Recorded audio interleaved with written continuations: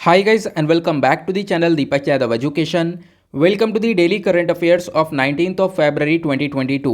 तो गाइज आज है तारीख 19 फरवरी 2022 और है सैटरडे। आज की तारीख से जितने भी मोस्ट इंपॉर्टेंट करंट अफेयर्स बनेंगे उन सभी करंट अफेयर्स को हम लोग डिटेल में डिस्कस करेंगे।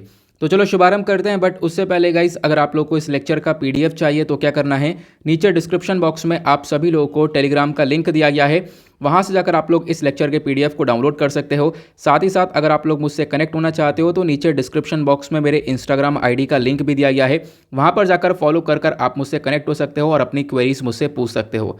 तो जैसा कि आप लोगों को मालूम है ये वीडियो यूपीएससी और स्टेट पीएससी के पॉइंट ऑफ व्यू से बहुत इंपॉर्टेंट होता है। यहाँ पर हम लोग डेली बेसिस पर बहुत सारे इंपॉर्टेंट आर्टिकल्स का डिस्कशन करते हैं, साथ ही साथ वन वर्ड क्वेश्चंस को भी देखते हैं। मतलब कि देखो आपको ये वीडियो काफ़ी अच्छे से सुनना है। लास्ट में मैंने आप लोगों के लिए कुछ क्वेश्चंस लगा रखे हैं और वो सारे क्वेश्चन इन्हीं वीडियो से बने हैं, तो लास्ट में उसको सॉल्व करना, जिससे कि आपके अंदर एक कॉन्फिडेंस बिल्टअप होगा कि हाँ यार इन क्वेश्चंस को मैं सॉल्व कर पाया हूँ। और देखो उन क्वेश्चंस को लगाने का पर्पस इतना ही है कि आप वीडियो को बहुत ज़्यादा फोकस से बिल्कुल कंसंट्रेशन से सुनो, ताकि आप लोग छोटी से छोटी चीज़ों को भी अच्छे से कैप्चर कर पाओ। नाउ अब हम लोग क्या करेंगे, अपने कल वाले क्वेश्चंस की आंसर कीज़ को देखेंगे, क्योंकि इन क्वेश्चंस का डिस्कशन डेली बेसिस पर चलता है। तो मैं आपको कल की आंसर कीज़ दिखा देता हूं ताकि आप लोग चेक कर सको कि आपने कितने क्वेश्चन सही किए थे और कितने गलत किए थे। कल आपसे पहला क्वेश्चन पूछा गया था, जो ये येलो रिवॉल्यूशन है ये आखिरकार कौन से प्रोडक्शन को इंक्रीज करने के बारे में बात करता है, तो वह है एडिबल ऑयल सीड। अगला क्वेश्चन आप लोगों से पूछा गया था, जो ये लस्सा फीवर कॉजिंग वायरस है बेसिकली, ये सबसे पहली बार वेस्ट अफ्रीका में कौन से कंट्री के अंदर डिस्कवर किया गया था, तो वो है यहाँ पर नाइजीरिया। नाइजीरिया के अंदर लस्सा जगह है, वहीं पर इसको डिस्कवर किया गया था। अगला क्वेश्चन आप लोगों से पूछा गया था, इसी लस्सा फीवर को टैकल करने के लिए या फिर इसी लस्सा फीवर को ठीक करने के लिए एक एंटीवायरल ड्रग है, वो कौन सी ड्रग है, वो है राइबाविरिन। अगला क्वेश्चन आप लोगों से पूछा गया था, एक डेफिनेशन दी गई है, ऐसा कब होता है, मतलब कि आप देख पाओगे एग्जैक्टली यहाँ पर क्या बोला गया है, जब कमर्शियल बैंक क्या करता है, पैसा लेता है आरबीआई से, और कमर्शियल बैंक को बहुत अर्जेंट बेसिस पर ज़रूरत है, इमरजेंसी बेसिस पर ज़रूरत है, एक रात में पैसा चाहिए। तो यहाँ पर अब पैसा आरबीआई क्या कर देगा, कमर्शियल बैंक को दे देगा, लेकिन उसके बदले में एक इंटरेस्ट चार्ज लेगा। ठीक है, तो इस फैसिलिटी को हम लोग क्या बोलते हैं, तो इसको हम लोग MSF that is marginal standing facility हम लोग बोलते हैं। अगला क्वेश्चन आप लोगों से पूछा गया था, हाल ही में कौन सी मिनिस्ट्री ने इंटेंसिफाइड मिशन इंद्रधनुष 4.0 को लॉन्च किया है, वो है मिनिस्ट्री ऑफ हेल्थ। अगला क्वेश्चन आप लोगों से पूछा गया था, ये जो लस्सा वायरस है इसको फैलाने के पीछे चूहा है, अब वो जो चूहा है वो कौन सा है, वो यहाँ पर मेटोमिस रेट है। अगला क्वेश्चन आप लोगों से पूछा गया था, हाल ही में इसरो ने 3 सैटेलाइट्स को लॉन्च किया है, जिसमें से एक है EOS-04 और 2 सैटेलाइट्स और हैं, वो दोनों कौन कौन सी हैं, वो है इंस्पायर सैट-1 और INS-2D। अब इन सारी सैटेलाइट्स को लॉन्च करा गया है एक रॉकेट से, उस रॉकेट का नाम क्या है, उसका नाम है PSLV C-52 rocket. I hope आप लोगों ने क्वेश्चंस के आंसर बिल्कुल सही सही दिए होंगे। नाउ स्टार्ट करेंगे हम लोग अपने डिस्कशन को। यह है हमारा आज का सबसे पहला आर्टिकल और बहुत ज़बरदस्त आर्टिकल होने वाला है, लेकिन उससे पहले मैं आप लोगों से वही बात बोलना चाहूँगा जो डेली बेसिस पर बोलता हूँ। चाहो तो आप लोग साथ ही साथ नोट्स प्रिपेयर कर सकते हो, अदरवाइज इस लेक्चर का पीडीएफ आपको मिल ही जाएगा, उसमें से इंपॉर्टेंट पॉइंट्स को निकालकर अपने नोट्स में इनकॉर्पोरेट कर लेना। अब पहले आर्टिकल में बात की गई है वर्ल्ड सस्टेनेबल डेवलपमेंट समिट 2022 के बारे में। तो हाल ही में हमारे प्राइम मिनिस्टर ने इस समिट को किया है एड्रेस, इसी वजह से चर्चा में है। और इसी समिट के दौरान भारत ने मतलब कि क्या क्या अचीव किया है, खासकर क्लाइमेट चेंज को लेकर, एनवायरमेंट को लेकर, वो सारी बातें हमारे प्राइम मिनिस्टर ने यहाँ पर बताई हैं। मैं आपको सारी चीज़ें एक एक करके बताने वाला हूँ। लेकिन अब आपने समझ लिया कि सस्टेनेबल डेवलपमेंट समिट के बारे में बात हो रही है, एनवायरमेंट के बारे में डिस्कशन हो रहा है, तो सिंपली इस आर्टिकल को आप लोग रिलेट कर सकते हो जीएस पेपर 3 से। जीएस पेपर 3 के अंदर आपका डेवलपमेंट का टॉपिक भी है, प्लस एनवायरमेंट का टॉपिक भी आपको ये देखने को मिल जाएगा। ठीक है, पहले तो हम बात करते हैं आखिरकार ये जो समिट है, ये मंच जो है वो है क्या, जिस मंच पर ये डिस्कशन हुआ है, वर्ल्ड सस्टेनेबल डेवलपमेंट समिट। तो ये जो वर्ल्ड सस्टेनेबल डेवलपमेंट समिट है ये एक फ्लैगशिप इवेंट है, और ये जो इवेंट है किसका है, तेरी का इवेंट है। तेरी क्या है मैं आप लोगों को पहले ये भी बता देता हूँ। देखो तेरी को हम लोग जानते हैं किस नाम से, the energy and resource institute के नाम से। तो यहाँ पर तेरी ने इस समिट को रखा। तेरी एक नॉन प्रॉफिट रिसर्च इंस्टीट्यूट है, ये बेसिकली यहाँ पर क्या करता है, रिसर्च वर्क लगाता है, रिसर्च वर्क को करता है एनर्जी के फील्ड में, एनवायरमेंट के फील्ड में और डेवलपमेंट के फील्ड में। ठीक है, जो हमारा पर्यावरण हुआ, हमारा सस्टेनेबल डेवलपमेंट हुआ, तो इन सेक्टर्स के अंदर ये रिसर्चिंग वगैरह करता है। इंडिया के लिए भी और साथ ही साथ यहाँ पर जो ग्लोबल पूरा साउथ पोर्शन है उसके लिए भी। साथ ही साथ यहाँ पर टेरी को एस्टेब्लिश किया गया था 1974 में। ध्यान रखना इसका पहले नाम टाटा एनर्जी रिसर्च इंस्टीट्यूट हुआ करता था, लेकिन 2003 में इसका नाम बदल दिया गया, the energy resource and institute कर दिया गया। तो यहाँ पर इसी की वजह से यहाँ पर वर्ल्ड सस्टेनेबल डेवलपमेंट समिट होता है, तो इसी समिट को अभी हमारे पीएम ने एड्रेस किया है, यहाँ पर काफ़ी कुछ बोला है। तो अब ये जो वर्ल्ड सस्टेनेबल डेवलपमेंट समिट है, ये मैंने आपको बता दिया एक एनुअल इवेंट है, हर साल ये समिट देखने को मिलता है, पिछले साल भी हुआ था, अब की साल भी हुआ है। इस समिट को हम लोग पहले दूसरे नाम से जानते थे। इस समिट का पहले दिल्ली सस्टेनेबल डेवलपमेंट समिट नाम हुआ करता था। ये इकलौता समिट है जो कि दुनिया भर के जो इश्यूज़ हैं उसके ऊपर चर्चा करता है। साथ ही साथ यहाँ पर आप कह सकते हो कि जो भी इश्यूज डेवलपिंग वर्ल्ड के अंदर हो रहे हैं उनके बारे में भी यहाँ पर डिस्कशन किया जाता है। अब इस समिट का मेन ऑब्जेक्टिव क्या है? देखो, इस समिट का मेन ऑब्जेक्टिव है कि आपको एक प्लेटफॉर्म प्रोवाइड किया जाए, इस प्लेटफॉर्म पर आकर डिस्कशन किया जाए, प्लस इस प्लेटफॉर्म पर आकर बताया जाए और भी कुछ एक्शंस उठाए जाएं कि हम लोग किस प्रकार से अपने डेवलपमेंट को इंक्रीज़ करने वाले हैं, विकास को बढ़ाने वाले हैं। ठीक है, क्लाइमेट चेंज को लेकर हम लोग कैसे काम करेंगे, क्लाइमेट चेंज क्या होता है, डेवलपमेंट क्या होता है, सारी बातें आगे मैं आपको बताऊंगा। अभी मैं आपको ओवरव्यू दे रहा हूँ। तो क्लाइमेट चेंज बेसिकली जो आज के टाइम पर तेज़ी से टेम्परेचर वगैरह इंक्रीज हो रहा है, ग्लोबल वार्मिंग हो रही है और भी बहुत सारी परेशानियां देखने को मिल रही हैं, तो इससे हम लोग कैसे टैकल कर सकते हैं वो सारी बातें आपको इस समिट में बोलने में नजर आती हैं। साथ ही साथ बताया गया जो ये वर्ल्ड सस्टेनेबल डेवलपमेंट समिट है, इसका मेन मकसद है जो दुनिया भर के लीडर्स है उनको साथ में लेकर आना, और दुनिया भर के लीडर जब साथ में आएंगे तो यहाँ पर डिस्कशन करेंगे और सोचेंगे कि कैसे हम लोग डेवलपमेंट को और बेहतर कर सकते हैं, एनर्जी के सेक्टर में कैसे कंट्रीज कोऑपरेट कर सकती हैं, एनवायरमेंट में हम लोग कैसे साथ में मिलकर काम कर सकते हैं। तो यहाँ पर बेसिकली एक कॉमन प्लेटफॉर्म प्रोवाइड करवा देता है, तो ग्लोबल लीडर्स यहाँ पर डिस्कशन करते हैं खासकर डेवलपमेंट को लेकर। क्लियर हुआ? नाउ अब जो ये समिट हुआ है पूरा, इसमें इंडिया का स्टैंड क्या रहा है हमें वो डिस्कस करना है। भारत ने अपनी क्या क्या बातें रखी हैं। पहली बात रखी है इक्विटेबल एनर्जी एक्सेस, बताया कि हम लोगों ने कितना कुछ अचीव किया है और साथ ही साथ हम लोग क्या क्या करने वाले हैं और क्या क्या कर रहे हैं। तो हमारा जो पास्ट है, प्रेजेंट है, फ्यूचर है, उन सभी चीज़ों के बारे में यहाँ पर बताया गया। जैसे यहाँ पर बोला गया इंडिया ने काफ़ी अपने कमिटमेंट्स को फुलफिल किया है। हम लोग यहाँ पर एनर्जी एक्सेस के मामले में काम कर रहे हैं और खासकर एक तरीके से जो गरीब लोग हैं उनको प्रॉपरली एनर्जी प्रोवाइड करवाई गई है। जैसे एक स्कीम चलाई गई है उज्ज्वला योजना स्कीम, इसके अंदर आपको पता होगा कुकिंग फ्यूल यहाँ पर प्रोवाइड करवाया गया। ठीक है, खाना पकाने के लिए फ्यूल दिया गया और इस इनिशिएटिव के अंदर यहाँ पर बोला गया 90 मिलियन हाउस होल्ड्स को जो है क्लीन फ्यूल मिला है। तो मतलब यही कहना है कि भारत ने काफ़ी कुछ किया है, खासकर जो पुअर पीपल हैं उनको हम लोगों ने एनर्जी प्रोवाइड करवाई है अलग अलग स्कीम का इस्तेमाल करके। जैसे उज्ज्वला योजना स्कीम हो गई, दूसरी पीएम कुसुम स्कीम हो गई। पीएम कुसुम स्कीम के अंदर क्या है, यहाँ पे जो फार्मर्स हैं वो क्या करेंगे, वो यहाँ पर अपने खेत में, अपने फार्म पर क्या कर सकते हैं, सोलर पैनल्स को लगवा लेंगे। सोलर पैनल्स आप लोग समझ रहे होंगे, ठीक है, जिसमें हम लोग सोलर एनर्जी का यूज़ करके इलेक्ट्रिसिटी का उत्पादन करते हैं, बिजली को उत्पन्न करते हैं। तो पीएम कुसुम स्कीम के अंदर बोला कि फार्मर्स को हम लोग सपोर्ट करेंगे कि फार्मर्स अपने पास सोलर पैनल्स को लगाएं। अब सोलर पैनल्स में जो भी बिजली उत्पन्न हो रही है उस बिजली का इस्तेमाल करके जो भी फार्मर्स को ज़रूरत है, जैसे कि सिंचाई वगैरह के लिए, इरिगेशन वगैरह के लिए, वो तो यहाँ पर यूज़ कर ही लेंगे, लेकिन बाद में जो एक्स्ट्रा एनर्जी बचेगी, जो एक्स्ट्रा इलेक्ट्रिसिटी बचेगी, सरप्लस एनर्जी होगी, वो सरप्लस एनर्जी बेच दी जाएगी। सरप्लस एनर्जी वो ग्रिड को बेच देंगे और इससे क्या होगा, इससे फार्मर्स के लिए और ज़्यादा इनकम जनरेट होगी।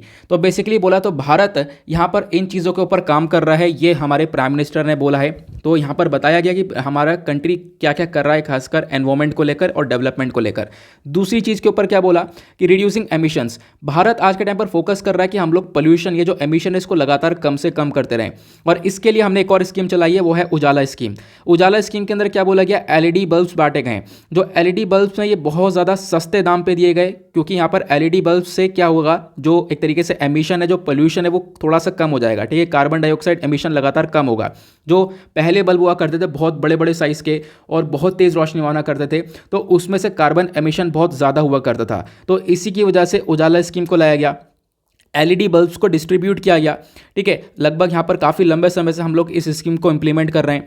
और साथ ही साथ बताया गया कि हम लोगों ने लगभग 220 मिलियन यूनिट जो बिजली है उसको बचा लिया है, और साथ ही साथ लगभग 180 जो बिलियन टन्स हैं कार्बन डाइऑक्साइड है उसको हम लोगों ने रोका है। तो इस उजाला स्कीम ने बहुत ज़्यादा मदद करी है पोल्यूशन को रोकने में, प्लस यहाँ पर इलेक्ट्रिसिटी को बचाने में। फालतू की जो इलेक्ट्रिसिटी है वो जो जा रही थी उसको भी यहाँ पर बचाया गया। तो ये बातें यहाँ पर इस समिट के अंदर बोली गई। साथ ही साथ भारत आज के टाइम पर नेशनल हाइड्रोजन मिशन के ऊपर काम कर रहा है। इसका मेन मकसद है कि ग्रीन हाइड्रोजन को प्रोड्यूस करें, फिर इसी ग्रीन हाइड्रोजन का हम लोग यूज़ करें एज अ फ्यूल ठीक है। और बाकी हमारा जो पोल्यूशन वगैरह यहाँ पर भी काफ़ी हद तक कम होता हुआ नजर आएगा। तो हम लोग ग्रीन हाइड्रोजन के प्रोडक्शन के ऊपर पूरी तरह से काम कर रहे हैं। तो ये चीज़ें भी आज के टाइम पर भारत ने इस समिट के अंदर बताई हैं। अगला यहाँ पर बोला भारत ने रामसर साइट्स के बारे में बात करें तो भारत के अंदर रेगुलरली रामसर साइट्स इंक्रीज हो रही हैं। रिसेंटली आपको पता होगा 2 रामसर साइट और ऐड करी गई हैं भारत के अंदर। अगर हम लोग बात करें टोटल तो इंडिया के अंदर आपको टोटल 49 रामसर साइट्स आज के टाइम पर देखने को मिल जाएंगी। रामसर साइट जिसको हम लोग वेटलैंड भी बोलते हैं। तो आपसे एक सिंपल सा क्वेश्चन बनता है, जो आखिरी 2 वेटलैंड्स हैं या फिर आखिरी 2 रामसर साइट्स हैं, उन दोनों के नाम क्या हैं? पहले भी हमने डिस्कशन किया है, उनका नाम आप लोग बता सकते हो। ठीक है। उसके साथ साथ बताया गया भारत के अंदर आपको देखने को मिलेगा एक मेगा डाइवर्स कंट्री है। लगभग 2.4% जो दुनिया भर का लैंड है, एरिया है, वो आपको इंडिया का देखने को मिलेगा। प्लस इंडिया आज के टाइम पर 8% जो दुनिया भर की प्रजातियां हैं उसको होल्ड करता है।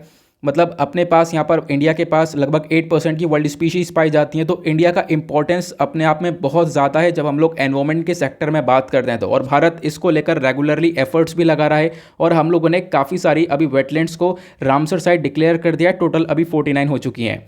अगला यहाँ पर स्टेप उठाया गया रिस्टोरेशन ऑफ डिग्रेडेड लैंड।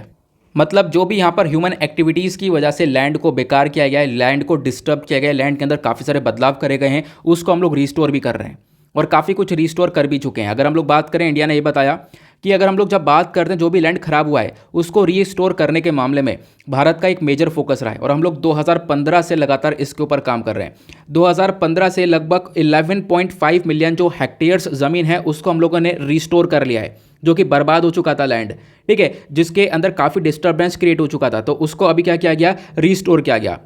अगला पॉइंट उठाया यहाँ पर कि देखो भारत आज के टाइम पर जो अभी ग्लासगो के अंदर एक समिट हुआ था, आपको पता होगा, कॉन्फ्रेंस ऑफ पार्टीज़ का, वहाँ पर एक तरीके से भारत ने कमिटमेंट लिया है। कमिटमेंट क्या लिया है कि हम लोग 2070 तक कार्बन न्यूट्रलिटी की तरफ बढ़ेंगे। मतलब जो कार्बन पोल्यूशन है उसको हम लोग बिल्कुल कम से कम कर देंगे।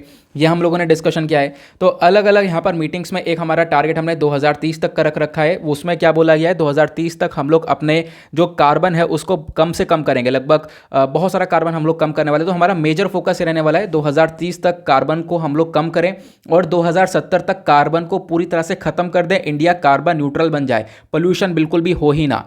तो इसके ऊपर भारत काम कर रहा है। ये सारी बातें वर्ल्ड सस्टेनेबल डेवलपमेंट समिट के अंदर बताई गई। क्लियर हुआ? उसके बाद इंडिया ने एक और स्टेप यहाँ पर उठाते हुए बोला है कोऑर्डिनेटेड एक्शन। भारत का एक एम है, वो कौन सा एम है? वो है one sun one world grid initiative करके। ये इनिशिएटिव है भारत का और ये इनिशिएटिव भारत के थ्रू उठाया गया, जो कि एक बहुत बेहतरीन सा इनिशिएटिव देखने को मिलेगा। इसके अंदर भारत ने फोकस किया कि दुनिया भर की जो कंट्रीज है वो साथ में आए, साथ में मिलकर हम लोग इस पूरे इनिशिएटिव को इंप्लीमेंट करेंगे। और इससे केवल भारत को ही नहीं फायदा होगा, इससे दुनिया भर की कंट्रीज को फायदा होगा। तो मैंने आप लोगों को काफ़ी बार वन वर्ल्ड वन सन ग्रिड इनिशिएटिव के बारे में बता रखा है। इस इनिशिएटिव के बारे में जो प्रपोजल है वो इंडिया के थ्रू लाया गया था। मेन मकसद है कि हम लोग सारी कंट्रीज़ को, ग्लोबल कंट्रीज़ के साथ कोऑपरेट करें और दुनिया भर में रिन्यूएबल एनर्जी का यूज़ करने के ऊपर फोकस करें। और इसको हेड किया जा रहा है अलग अलग बॉडीज़ के थ्रू, जैसे union ministry of new and renewable energy के थ्रू यहाँ पर इसको हेड किया जा रहा है। साथ ही साथ इंटरनेशनल सोलर अलायंस इसको हेड कर रहा है। इसका मेन ऑब्जेक्टिव है कि हम लोग सोलर एनर्जी का इस्तेमाल करें और सोलर एनर्जी का इस्तेमाल करके लगभग 140 कंट्रीज़ के अंदर इस एनर्जी को पहुंचाएं। तो कैसे होगा ये, तो मैं आप लोग को एक सिंपल सा तरीका बताता हूं। देखो यहाँ पर मैंने इसके बारे में पहले तो काफ़ी बता रखा है, इस वाले मैप को हम जूम करते हैं। ठीक है, काफ़ी जूम हो गया है फिलहाल, तो अब यहाँ पर समझने के लिए काफ़ी है। मैप थोड़ा सा ब्लर दिख रहा होगा क्योंकि इसको काफ़ी जूम कर लिया गया, बट यहाँ पर समझने के लिए काफ़ी है। यहाँ पे क्या होगा, हम लोग सोलर पैनल्स आप लोग समझ रहे हो ना, सोलर पैनल्स हम लोग लगा देंगे, इधर भी लगा देंगे और इधर भी लगा देंगे। ठीक है, अब इन सोलर पैनल्स को लगाने के बाद हम लोग वायर को समुद्र से ले जाके कनेक्ट कर देंगे, इधर से इधर और इधर से इधर, सारी कंट्रीज के अंदर कनेक्ट कर दिया जाएगा। अब क्या होगा, देखो एक टाइम पर सूरज इधर देखने को मिलेगा और फिर उसके बाद एक तरफ क्या होता है, आपको ज्योग्राफी पता है, इधर से छुप जाएगा, फिर इधर देखने को मिलेगा। ठीक है, इधर दिन इधर रात, फिर इधर रात इधर दिन, ऐसे चलता रहता है। तो क्या होगा, जब इधर सूरज होगा तो इधर तो एनर्जी मिलेगी, सोलर एनर्जी, यहाँ पर सोलर पैनल लगा दी जाएंगे, यहाँ से एनर्जी बनेगी, यहाँ तो मिल ही रही है एनर्जी, साथ ही साथ ये तार पीछे पहुँचा दिए हैं तो यहाँ पर भी मिलेगी। भले यहाँ पर रात क्यों ना हो रही हो, लेकिन रात होते होते हुए भी यहाँ पर ये सोलर एनर्जी का इस्तेमाल कर पाएंगे। उसी प्रकार से यहाँ पर सोलर पैनल्स हम लोग लगा देंगे और यही उल्टा हो जाएगा कि भले ही अब फिर उसका अगर यहाँ पर रात हो जाती है तो कोई प्रॉब्लम वाली बात नहीं है, क्योंकि यहाँ पर अगर सूर्य निकला है तो इधर से सोलर पैनल्स में एनर्जी जनरेट हो रही है और वायर के माध्यम से हम लोग को यहाँ पर ये एनर्जी मिल रही है। ठीक है। तो इसी को हम लोग बोलते हैं one sun one world grid initiative. इसके बारे में काफ़ी बार मैंने आप लोगों को बता रखा है, कुछ लिखने को आता है तो ये सारे पॉइंट्स मैंने आप लोगों को यहाँ पे प्रोवाइड करवा दिए हैं, इसको आप लोग नोट डाउन कर सकते हो। ठीक है। तो ये जो वर्ल्ड सस्टेनेबल डेवलपमेंट समिट है 2022 वाला, इससे पहले 2020 के अंदर भी हुआ था, तब भी काफ़ी कुछ डिस्कशन हुआ था। ये 2020 वाला ये जो समिट है उसके बारे में भी इन्फॉर्मेशन है, तब भी यहाँ पर तेरी ने इसको ऑर्गेनाइज किया था। तेरी क्या है मैंने आप लोग को बता दिया था। ठीक है। तो इंपॉर्टेंट आर्टिकल है, ज़बरदस्त है, प्रीलिम्स में भी क्वेश्चन बन सकते हैं, साथ ही साथ मेंस में भी क्वेश्चन बन सकते हैं, तो आप लोग इसके बारे में ज़रूर ध्यान रख सकते हो। देन अभी तक वीडियो को लाइक नहीं किया तो फटाफट लाइक कर देना। आई होप आप लोगों को मज़ा आ रहा है, सारी चीज़ें क्लियर हो रही हैं, सारे इंपॉर्टेंट आर्टिकल्स में डिस्कस करता हूँ। लोग बोलते हैं कि आप डेली करंट अफेयर का वीडियो को क्यों बनाते हो जब आप लोग द हिंदू का वीडियो बनाते हो। तो मैंने आप लोगों को बता रखा है पहले भी कि इसके अंदर मैं क्या करता हूँ। जो हमारा द हिंदू का वीडियो होता है वहाँ पे द हिंदू न्यूज़पेपर को कंप्लीट हम कवर करते हैं, इंपॉर्टेंट न्यूज़ और एडिटोरियल्स दोनों। लेकिन जो डेली करंट अफेयर का वीडियो होता है यहाँ पर वो वाले आर्टिकल कवर करे जाते हैं जो कि द हिंदू में नहीं आते, जैसे कि इंडियन एक्सप्रेस के अंदर हो गया, या द हिंदू में काफ़ी शॉर्ट तरीके से समझाया गया है वो वाला हो गया। पीआईबी के अंदर जो आर्टिकल्स हैं तो अलग वाले आर्टिकल्स आपके साथ डिस्कस किए जाते हैं। ठीक है। तो आप लोगों को इसके बारे में ध्यान रखना है। बाकी मैंने आप लोगों को अभी ये सारी चीज़ें बताई, और यहाँ पर हाँ एक चीज़ बताना भूल गया, वो यह है कि मैंने आपको यहाँ पर ये वही चीज़ें मेंशन करके दे दी हैं कि आखिरकार ये सस्टेनेबल डेवलपमेंट क्या होता है और क्लाइमेट चेंज क्या होता है। वैसे तो मैंने आपको बता दिया, सस्टेनेबल डेवलपमेंट बेसिकली विकास करना है एक एरिया के अंदर, तो ये हम लोग सस्टेनेबल डेवलपमेंट की तरफ आगे बढ़ते हैं। और आपको पता होगा 2030 तक के लिए हम लोगों ने गोल्स भी सेट कर रखा है, सस्टेनेबल डेवलपमेंट गोल्स, टोटल हमारे 17 गोल हैं। क्लाइमेट चेंज क्या होता है, बहुत बेसिक सी बात है, ये तो आप लोग मतलब पढ़ चुके हैं, मतलब इसमें कुछ समझने वाली बात नहीं है। क्लाइमेट चेंज क्या होता है, तो क्लाइमेट चेंज वही है कि मतलब गर्मी बढ़ जाना। ठीक है। ग्लोबल क्लाइमेट लगातार इंक्रीज हो रहा है, मतलब टेम्परेचर इंक्रीज हो रहा है क्योंकि पोल्यूशन बढ़ रहा है, टेम्परेचर बढ़ रहा है, हीट बढ़ रही है। अब हीट बढ़ेगी तो क्या होगा, जो हमारे पोल्स हैं, खासकर आप देख पाओगे हमारा नॉर्थ पोल हो गया, ये सब हो गया, जो माउंटेन ग्लेशियर्स हो गए वो सब पिघलेंगे, माउंटेन ग्लेशियर्स पिघलेंगे, सी लेवल बढ़ेगा। ठीक है। और इसी वेदर कंडीशंस के अंदर जो लगातार बदलाव हो रहे हैं, इसकी वजह से काफ़ी सारे cyclones, heat wave, wild fire, ये सारी चीज़ें देखने को मिल जाती हैं। तो क्लाइमेट चेंज अपने आप में एक बहुत बड़ी दिक्कत है, जिससे निपटने के लिए यहाँ पर इंडिया या फिर दुनिया भर की कंट्रीज़ बहुत कुछ कर रही हैं। जिससे निपटने के लिए भारत जो भी कर रहा है वो सब मैंने अभी आप लोगों को बताया। वर्ल्ड सस्टेनेबल डेवलपमेंट समिट के अंदर भी भारत ने इस चीज़ों के बारे में डिस्कशन किया। क्लियर हुआ। आते हैं अगले आर्टिकल की तरफ। नेक्स्ट आर्टिकल बहुत बहुत ज़बरदस्त होने वाला है, आप नई चीज़ सीखोगे यहाँ पर डार्काथॉन के बारे में। डार्काथॉन 2022 अभी रिसेंटली चर्चा में हुआ है, तो हम लोग समझेंगे आखिरकार डार्क वेब क्या होता है। आपने आज का थंबनेल भी देखा होगा। इस पर्टिकुलर आर्टिकल को आप लोग रिलेट कर सकते हो जीएस पेपर 3 से भी। ठीक है। आपके जो साइबर सिक्योरिटी वाले टॉपिक्स हैं, साइबर अटैक्स वाले टॉपिक्स हैं, साइंस एंड टेक के टॉपिक्स हैं, वो सब आपको जीएस पेपर 3 के अंदर देखने को मिलेंगे, तो वहाँ से आप लोग सिंपली रिलेट कर सकते हो। पहले तो हम समझेंगे इसका कॉन्टेक्स्ट क्या है, आखिरकार ये न्यूज़ में क्यों है। तो यहाँ पर रोल है एनसीबी का, that is narcotics control bureau. ठीक है। अब एनसीबी का मेन काम क्या है, जो भी यहाँ पर ड्रग्स का कंजम्पशन वगैरह है उसको रोकना, ड्रग्स को कंट्रोल करना भारत के अंदर, ये काम एनसीबी का देखने का है। ठीक है। तो एनसीबी ने ही यहाँ पर डार्काथन 2022 को लॉन्च किया। आपने काफ़ी बार हैकाथन के बारे में सुना होगा, मैंने बहुत पढ़ा है हैकाथन के बारे में। हैकाथन में क्या होता है, यहाँ पर जो बहुत सारे कंप्यूटर स्पेशलिस्ट होते हैं जिनको नॉलेज है, ठीक है, वो लोग जाते हैं, उनकी मीटिंग होती है, उस मीटिंग के अंदर जो वेरियस प्रॉब्लम्स होती हैं, खासकर आपका सब तो डिजिटल जो प्रॉब्लम्स होती हैं उनका सोल्यूशन निकाला जाता है। वही यहाँ पर एनसीबी के थ्रू किया गया। एनसीबी ने एक डार्काथन लॉ को लॉन्च किया है और यहाँ पर बोला जिस भी व्यक्ति को डार्क वेब के बारे में नॉलेज है, वो व्यक्ति जिनको भी नॉलेज है वो सब आए और हमें एक सॉल्यूशन देखें कैसे हम लोग डार्क वेब से निपट सकते हैं, हम लोग कैसे इन्फॉर्मेशन वहाँ से पकड़ सकते हैं। डार्क वेब क्या हो सकता है मैं आपको बताऊंगा आगे, डोंट वरी। ठीक है। तो बेसिकली अभी डार्क वेब को समझने के लिए यहाँ पर ये मीटिंग रखी गई है, मैं आप लोग को इसके बारे में बताऊंगा। बट अभी पहले हम लोग बात करते हैं आखिरकार ये डार्क वेब होता क्या है। मैं आपको एक बात ही बताने वाला हूँ, डार्क वेब या डार्क नेट क्या होता है, आपको एक ही चीज़ क्लियर हो जाएगी। पहले आपको समझना होगा जो ये डार्क वेब है बेसिकली इसके 3 सरफेस होते हैं। ठीक है। जो डार्क नेट होता है हमारा, इसके 3 सरफेस होते हैं। वो 3 सरफेस कौन कौन से होते हैं, यहाँ पर आप लोग ये पिक्चर देखो, इसमें आपको बहुत कुछ क्लियर होगा। एक होता है सरफेस वेब, जैसा आपको यहाँ पर दिख रहा होगा, और दूसरा यहाँ पर देखने को मिलता है डीप वेब, जैसा ये है, और तीसरा हम लोग को देखने को मिलता है डार्क वेब। ठीक है। अभी हम बात किसी कर रहे हैं डार्क वेब की, बट मैं आपको तीनों समझा देता हूँ। देखो, जो भी आप लोग इंटरनेट मतलब गूगल का इस्तेमाल कर रहे हो, गूगल टॉप पर है बिल्कुल, आप इंस्टाग्राम का इस्तेमाल कर रहे हो, फेसबुक का, बिंग, CNN.com, रेडिट, कुछ भी इस्तेमाल कर रहे हो। ठीक है। जो भी आप इंटरनेट का इस्तेमाल करो, जो भी आपके हाथ में इंटरनेट आ रहा है, वो सब सिर्फ और सिर्फ 4% है। सिर्फ और सिर्फ 4% है ये जितना भी आपको इंटरनेट दिख रहा है, आप जिनका भी यूज़ कर रहे हो। ठीक है। बाकी इसके अंदर की बातें हैं। तो ये तो हो गया हमारा सरफेस वेब, जिसको हम लोग आइसबर्ग दिखाए, टिप ऑफ द आइसबर्ग है। बाकी अगर आप डीप वेब की बात करो तो बहुत सारी चीज़ें जैसे सरकारी रिकॉर्ड्स हो गए, जो बैंक्स आपस में डिस्कशन करते हैं, ठीक है, और एकेडमिक इन्फॉर्मेशन हो गई, साइंटिफिक रिकॉर्ड्स हो गए, मेडिकल रिकॉर्ड्स हो गए, फाइनेंशियल रिकॉर्ड्स हो गए, सरकार यहाँ पर रखती है अपने काफ़ी सारे रिकॉर्ड्स, ठीक है, जिन रिकॉर्ड्स का एक्सेस कोई नहीं ले सकता, आपको कुछ मालूम ही नहीं है और वो गूगल पर मिलेगा ही नहीं, ठीक है। वो सब किस में आता है? डीप वेब में। अब डीप वेब से भी अंदर एक और चीज़ आती है, डार्क वेब। ये अपने आप में बहुत खतरनाक होता है, ठीक है। अब देखो 4% तो आपको गूगल वगैरह ये सारी चीज़ें देखने को मिलेंगी जो कि आपके एक्सेस में आ रहा है, बाकी 96% की बात करें तो इसमें डीप वेब और डार्क वेब देखने को मिलेगा। जो डार्क वेब है ये अपने आप में बहुत खतरनाक है। डार्क वेब में आप देख पाओगे अलग अलग सॉफ्टवेयर आते हैं, जैसे टोर एक इनक्रिप्टेड साइट है, ठीक है। इनक्रिप्टेड साइट मतलब जितना भी कंटेंट होगा ना यहाँ पर बिल्कुल इनक्रिप्टेड होगा। उसको अगर देखना है तो उसको डिकोड करना पड़ेगा। पहली बात तो आपको इंटरनेट पर मिलेगा ही नहीं, गूगल पर मिलेगा नहीं, तो आपके एक्सेस से ये डार्क वेब पूरी तरह से दूर है, इसी वजह से बहुत खतरनाक भी है, ठीक है। अब इसके लिए हमें सॉफ्टवेयर का इस्तेमाल करना पड़ता है, और अगर सॉफ्टवेयर के हाथ में भी सॉफ्टवेयर की मदद से भी कंटेंट हाथ में लग जाए तो वो इनक्रिप्टेड होता है। इनक्रिप्टेड मतलब यहाँ पर उसको ओपन नहीं किया जा सकता, ठीक है। तो ये यहाँ पर बहुत ज़्यादा प्रॉब्लमेटिक देखने को मिलता है डार्क वेब। और ये मैंने आपको डार्क वेब की दूसरी पिक्चर दिखा दी है। यहाँ पर सरफेस वेब होता है, एक डीप वेब होता है, एक डार्क वेब। डीप वेब तो बहुत ज़्यादा इस्तेमाल होता है। डीप वेब मैंने आपको बताया यहाँ पर सरकार इस्तेमाल कर रही है, scientific reports, subscription information, government resources और जो भी वेबसाइट्स वगैरह हैं, ठीक है, फाइनेंशियल रिकॉर्ड वगैरह सब डीप वेब में रखा जाता है, जो कि किसी के हत्थे ना लगे।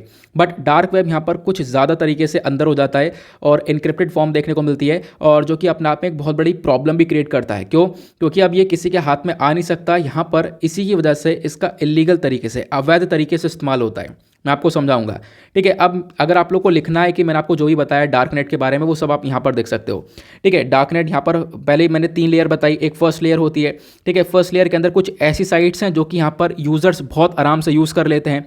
फेसबुक, ट्विटर, अमेजन, लिंक्डइन करके यहाँ पर आपको ये अलग अलग वेबसाइट्स देखने को मिलेंगी। बट जो सेकेंड लेयर होती है डीप वेब कहलाती है। डीप वेब के अंदर बात करें तो यहाँ पर ये कुछ ऐसी चीज़ें हैं जो कि आपके एक्सेस में नहीं आएंगी, ठीक है। ये बाहर हैं, जैसे गूगल वगैरह आपका एक्सेस में, आप मतलब आप उसको एक्सेस कर सकते हो, बट इन चीज़ों को एक्सेस नहीं कर सकते हो। ये जो डीप वेब है यहाँ पर भी डेटा वगैरह रखा जाता है जनरली, और सेंसिटिव और प्राइवेट डेटा को रखा जाता है। सरकार का प्राइवेट डेटा, बैंक का डेटा, क्लाउड डेटा, ये सारा डेटा यहाँ पर डीप वेब के अंदर आता है। तीसरा होता है डार्क नेट। डार्क नेट के अंदर बात करें तो यहाँ पर अलग अलग स्पेशल सॉफ्टवेयर का इस्तेमाल होता है, जैसे टोर। टोर मतलब द अनियन राउटर, उसका I2P, ये अलग अलग सॉफ्टवेयर्स का इस्तेमाल होता है डार्क नेट के अंदर, ठीक है। इसके बाद भी यहाँ पर कंटेंट काफ़ी इनक्रिप्टेड रहता है। अब जब ये डार्क नेट के अंदर ये चीज़ें देखने को मिलेंगी तो इसी की वजह से दिक्कत काफ़ी बढ़ जाती है, क्योंकि फरवरी 2016 की बात करें, एक स्टडी हुई थी। उस स्टडी का नाम है Cryptopolitik and the dark net researcher.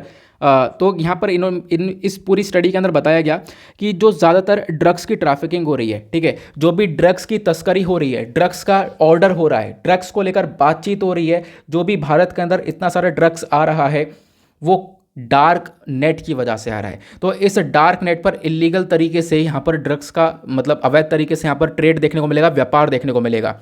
साथ ही साथ जो इलिजिटिमेट पोर्नोग्राफी है वो भी यहाँ पर डार्कनेट के ऊपर देखने को मिलेगी। हैकिंग सिस्टम भी डार्कनेट के ऊपर देखने को मिलेगा। तो बहुत सारी साइट्स यहाँ पर निकल कर आई हैं जहाँ पर ड्रग्स का बहुत सारा व्यापार हो रहा है। इंडिया के अंदर ड्रग्स आ रहा है, आप ऑर्डर कर रहे हैं ड्रग्स को डार्कनेट की मदद से। तो ये अपने आप एक प्रॉब्लमेटिक चीज़ है, लेकिन सरकार इसको यहाँ पर फाइंड आउट नहीं कर पा रही है। इसका डेटा निकालना बहुत ज़्यादा मुश्किल है, जैसे मैंने आप लोगों को बताया। इसी वजह से यहाँ पर ये मीटिंग रखी गई है, डार्काथन 2022, और इस मीटिंग के अंदर एक्सपर्टीज़ को बुलाया गया है, जिनको भी एक्सपर्ट्स बहुत सारी अच्छी नॉलेज है डार्कनेट के बारे में, वो जाए सरकार को सोल्यूशन दे कि किस प्रकार से हम लोग ये जो ड्रग्स वगैरह है इसको हम लोग टैकल कर सकते हैं। क्योंकि भारत के अंदर ड्रग्स की जो सेल वगैरह हो रही है वो आज के टाइम पर डार्कनेट के ऊपर ही हो रही है। तो अगर हमारे पास कोई एक्सेस होगा इस इन्फॉर्मेशन का तो हम लोग डेफिनेटली इसको काफ़ी अच्छे से कंट्रोल कर पाएंगे। क्लियर हुआ? तो आई होप आप लोगों को डार्कनेट के बारे में सारी जानकारी मिल चुकी है, डार्क वेब समझ में आ चुका है, प्लस उसके बाद आपको डीप वेब भी समझ में आ चुका है, और लास्ट जो हमारा है सरफेस वेब वो भी समझ में आ चुका है। ये जो इन्फॉर्मेशन है इसके लेकर ये मैंने एक और पिक्चर प्रोवाइड करवा दी है। मैंने आपको बताया कि क्या क्या कंसर्न होता है, क्या क्या यहाँ पर यूज़ होता है डार्कनेट का, वही चीज़ें यहाँ पर बार बार बताई गई हैं। क्लियर हुआ? आगे बढ़ते हैं नेक्स्ट आर्टिकल की तरफ। ठीक है, मज़ा आ गया तो फटाफट वीडियो को लाइक कर देना। लाइक करना आप लोग भूल गए होंगे, और टारगेट रखा है हम लोगों ने आज का 2000 लाइक्स का। आते हैं अगले आर्टिकल की तरफ। नेक्स्ट आर्टिकल में बात की गई है एक फेस्टिवल के बारे में, बहुत बहुत इंपॉर्टेंट आर्टिकल है, मेदाराम जतरा फेस्टिवल। अब ये चर्चा में है, लेकिन द हिंदू के अंदर कवर नहीं किया गया था। ये आर्टिकल था PIB के अंदर, इंडियन एक्सप्रेस के अंदर। इसी वजह से यहाँ पर ये आर्टिकल आपके साथ डिस्कस किया गया है। डार्काथन आखिरकार ये देखो चर्चा में था, हिंदू के अंदर, लेकिन बहुत छोटा सा आर्टिकल था, आपको पता होगा मैंने आपके साथ डिस्कस किया था। अब आप देख पाओगे इसको इंडियन एक्सप्रेस के अंदर बहुत ज़्यादा एक्सप्लेन सेक्शन पे कवर किया गया, तो इसी वजह से वहाँ से आर्टिकल उठा के मैंने यहाँ पर डिस्कस कर लिया। जो भी बहुत ज़्यादा इंपॉर्टेंट है ना, मैं आपके साथ वो आर्टिकल्स इन डेली करंट अफेयर के वीडियो में डिस्कस करता हूँ। अब फिलहाल ये वाला आर्टिकल कैसे रिलेट हो जाएगा, तो हमने सिलेबस के अंदर जीएस पेपर 1 के अंदर आपने देखा होगा कल्चर का पॉइंट है। कल्चर पूरा का पूरा का अपना सब्जेक्ट है। कल्चर के अंदर फेस्टिवल का पूरा चैप्टर देखने को मिलेगा। आप कोई सी बुक उठा लो, नितिन सिंघानिया उठा लो या कोई सी उठा लो, तो फेस्टिवल का पूरा टॉपिक देखने को मिलेगा। हर फेस्टिवल इंपॉर्टेंट है, जो भी चर्चा में आ रहा है उसको ध्यान से पढ़ लिया करो। पहले हम समझते हैं कॉन्टेक्स्ट क्या है। तो हाल ही में मिनिस्ट्री ऑफ ट्राइबल अफेयर्स ने 2.26 करोड़ रुपीस दिए हैं। किस चीज़ को लेकर, मतलब देने की बात की गई है मेदाराम जतरा फेस्टिवल को लेकर। मेदाराम जतवर जो फेस्टिवल है, इससे संबंधित ये पैसा दिया जाने वाला है, दिया जा रहा है किसके through, ministry of tribal affairs के थ्रू। क्लियर हुआ। अब सबसे इंपॉर्टेंट बात क्या है ना, मेदाराम जतरा जो फेस्टिवल है, जो त्यौहार है, ये इसकी एक सबसे खास बात क्या है, ये second largest fair of India है आफ्टर कुंभ मेला। दुनिया का, अगर हम बात करें भारत का, एक सबसे बड़ा मेला आपको कुंभ मेला देखने को मिलेगा। कुंभ मेला के बाद जो दूसरा सबसे बड़ा फेयर है, दूसरा जो सबसे बड़ा मेला लगता है, वो यहाँ पर ये वाला लगता है, ठीक है, जिसका नाम मैंने आपको बताया मेदाराम जतरा। ठीक है, आपको ध्यान रखना है। और इस मेले को जो सेलिब्रेट किया जाता है, वो यहाँ पर कोया ट्राइब सेलिब्रेट करती है। और कोया ट्राइब की खास बात क्या है, तेलंगाना की ये सेकेंड लार्जेस्ट ट्राइब है कोया ट्राइब। ठीक है, अब आपसे क्वेश्चन सिंपली से बनता है, तेलंगाना एक स्टेट है, एक राज्य है, कौन से साल में राज्य बना था, कहाँ से निकला था, तो आप लोगों को नीचे कमेंट सेक्शन में इसके बारे में बताना है। ठीक है, तो कोया ट्राइब यहाँ पर इसको सेलिब्रेट कर दिया। आप देख पाओगे ये जो पिक्चर है, यहाँ पर सेलिब्रेशन हो रहा है।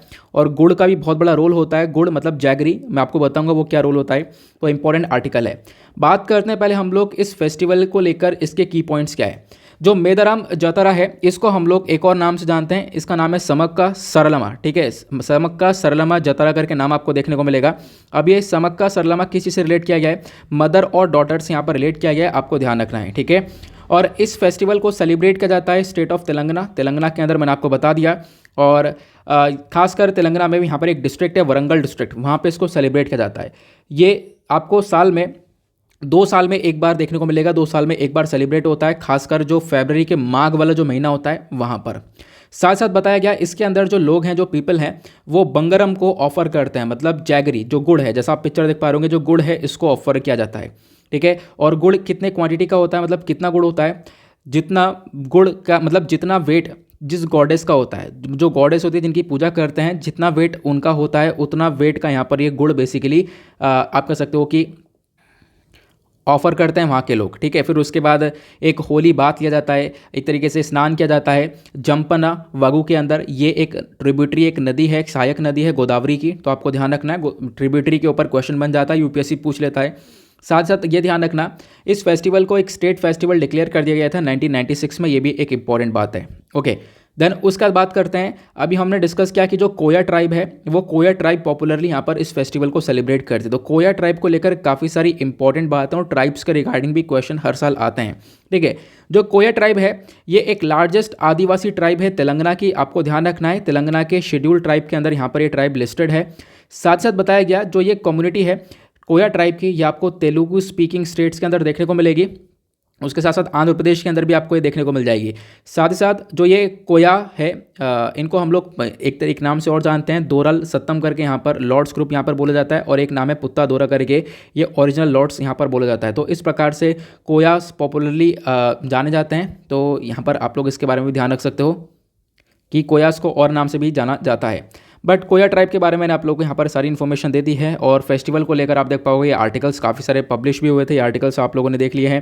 प्लस कोया ट्राइब को लेकर जो भी इन्फॉर्मेशन मैंने आप लोगों को यहाँ पर प्रोवाइड करवा दी है। ठीक है, जो कोया ट्राइब की लैंग्वेज की बात करें, जो बहुत सारे जो कोया पीपल हैं वो यहाँ पर आज के टाइम पर तेलुगु अपनी as a mother tongue adopt कर चुके हैं, ये भी यहाँ पर सबसे इंपॉर्टेंट बात है। साथ ही साथ अगर हम बात करें लाइवलीहुड उनकी कैसी रहती है, तो जो कोया पीपल हैं, ठीक है, ये बेसिकली यहाँ पर कल्टीवेटर्स हैं, मतलब ये काफ़ी सारी फसलें उगाते हैं, खासकर जोवर हो गया, रागी हो गया, बाजरा हो गया, और बहुत सारी मिलेट्स हो गए, इनका यहाँ पर प्रोडक्शन करते हैं, आपको ये भी ध्यान रखना है। क्लियर हुआ। उसके बाद कुछ रीजनल और फेस्टिवल को, रिलीजन और फेस्टिवल को लेकर चीज़ें हैं, जो लॉर्ड भीमा, कोरा, रजुलू, उसके बाद ममिली, पोताराजू, ये सारी इंपॉर्टेंट डीटीज़ होते हैं, सारे इंपॉर्टेंट देवता होते हैं कोयास मतलब इन कोया ट्राइब के आपको ध्यान रखना है। साथ ही साथ जो ये कोया ट्राइब है ये एक बहुत ज़्यादा कलरफुल डांस परफॉर्म करते हैं जिसका नाम है परमाकोक अट्टा करके, या फिर इसको बाइसन हॉर्न डांस बोला जाता है। यहाँ पर एक प्रकार से आपको बाइसन की तरह एक तरीके से ये जो हॉर्न है ये पहना जाता है। उसके बाद यहाँ पर ये जो ट्राइब्स हैं वो डांस करते हैं।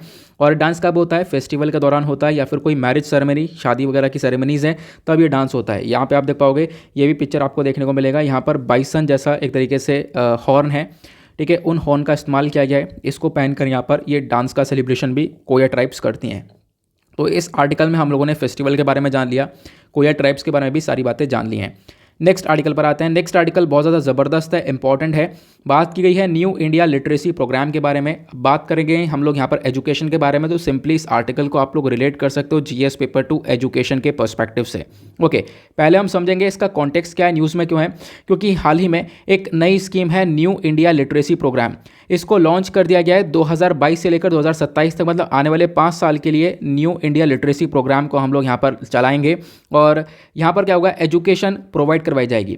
खासकर जो एडल्ट लोग हैं उनको एजुकेशन दी जाएगी। मतलब ऐसे लोग, देखो आपको पता होगा हम लोग 2020 में एक नेशनल एजुकेशन पॉलिसी ऑलरेडी लेकर आ चुके हैं, लेकिन अब यहाँ पर ये जो न्यू एजुकेशन लिटरेसी प्रोग्राम है इसलिए लाया गया ताकि जो खासकर बच्चे हैं, ठीक है, कुछ ऐसे एडल्ट पीपल हैं जिनको यहाँ पर फ़ायदा नहीं मिला, उनको एजुकेशन नहीं मिल पाई है, उनको एजुकेशन पहले नहीं मिल पाई थी, तो अब यहाँ पर उनको एजुकेशन प्रोवाइड करवाने के बारे में डिस्कशन किया जाएगा इस प्रोग्राम के अंदर, ठीक है। तो आपको इसके बारे में ध्यान रखना है। साथ साथ क्या बताया गया, अभी इस प्रोग्राम के अंदर कितना पैसा अनाउंस करने के बारे में चर्चा की गई है। तो यहाँ पर बोला गया है 1037.90 करोड़ रुपीज़ यहाँ पे लगाया जाएगा इस पूरे स्कीम में आने वाले 5 साल के अंदर। ये जो पैसा है ये यहाँ पर इसमें से जो सेंटर मतलब केंद्र सरकार है वो 700 करोड़ पैसा खर्चेगी, और जो राज्य सरकार है वो 337 करोड़ रुपए खर्चेगी आने वाले 5 साल के अंदर। और ये जो एडल्ट एजुकेशन है इसको रिप्लेस कर दिया जाएगा एजुकेशन फॉर ऑल से, मतलब सभी लोगों के लिए ये एजुकेशन प्रोवाइड करवाना बहुत ज़्यादा इंपॉर्टेंट रहने वाला है, ऐसा यहाँ पे बताया गया। तो अब इस प्रोग्राम का मेन ऑब्जेक्टिव क्या है प्लस कैसे काम करेगा, ये सारी बातें मैं आप लोगों को बताने वाला हूँ। जो ये न्यू इंडिया लिटरेसी प्रोग्राम है इसका ऑब्जेक्टिव के बारे में बात करें तो इसका मेन ऑब्जेक्टिव है कि जो बच्चे हैं खासकर एडल्ट पीपल हैं, ठीक है, उनको फाउंडेशनल लिटरेसी और न्यूमरेसी प्रोवाइड करवाना, मतलब जो बेसिक एजुकेशन है जो उनको बिल्कुल कुछ पता ही नहीं है, ठीक है, तो वो जो नींव है ना बेसिकली वो रखना, फाउंडेशन और बेसिक यहाँ पर एजुकेशन देने का यहाँ पे काम करा जाएगा, ठीक है। साथ ही साथ इसमें और भी चीज़ें लगाई गई हैं, और भी चीज़ें दी जाएंगी जैसे कि क्रिटिकल लाइफ स्किल्स, लाइफ के रिगार्डिंग कुछ नई नई स्किल्स सिखाई जाएंगी, जैसे फाइनेंशियल लिटरेसी दी जाएगी, डिजिटल लिटरेसी, डिजिटली यहाँ पर कैसे हम लोग एक्टिव हो सकते हैं वो सारी बातें बताई जाएंगी, कमर्शियल स्किल्स दी जाएंगी, health care awareness, health child care, education, family welfare, ये सारी बातें हम लोग करने वाले हैं इस पर्टिकुलर प्रोग्राम के अंदर। साथ ही साथ वोकेशनल स्किल डेवलपमेंट दिया जाएगा, और मतलब कुछ ऐसी स्किल दी जाएंगी जिससे कि वो लोग लोकल एम्प्लॉयमेंट मतलब रोजगार वगैरह ले सकें, ठीक है। उसके बाद बेसिक एजुकेशन प्रोवाइड करवाई जाएगी जैसे मैंने अभी आप लोगों को बता दिया है। उसके बाद कंटिन्यूइंग एजुकेशन भी दी जाएगी। कंटिन्यूइंग एजुकेशन का मतलब है art, science, technology, culture, sports, ये सारी चीज़ें भी यहाँ पर सिखाई जाने वाली हैं इन एडल्ट बच्चों को जो उनको पढ़ाई नहीं मिल पाई है, ठीक है, जिनको यहाँ पर वो पढ़ नहीं पाए, ठीक है, मतलब कि लगभग 15 साल से जो भी बच्चे देखने को मिलेंगे 20 साल तक के जो कि पढ़ नहीं पाए हैं उनको यहाँ पर बेसिकली क्या करने वाले हैं, उनको यहाँ पर हम लोग ये एजुकेशन प्रोवाइड करवाने वाले हैं।